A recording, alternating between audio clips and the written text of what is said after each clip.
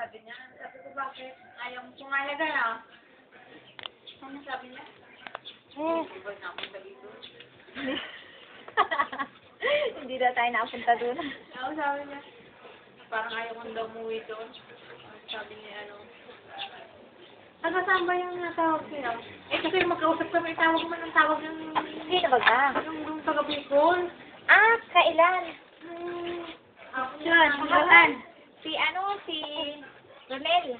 Ay, Romel. Ano ba yun? Rodel. Rodel yung tawag sa inyong tawag. Oo, tapos tatawag. Sabi ko, tatawag mamaya ka na nga, ha? Oo. Pero huwag mo lang papatayin, eh. Tapos sakong ko lang ito. Oo. Sabi niya, sino ba yan? Sabi ko, taga-Bicol daw siya, eh. Oo, si Rodel. Tapos sabi ko, kaya ko na. Kaya ako rin ng Bicol. Kaya siya pupuntahan mo. Sabi ko, ano ka ba? Bakit siya yung pupuntahan ko? Hindi ko naman alam. Paano makita ko?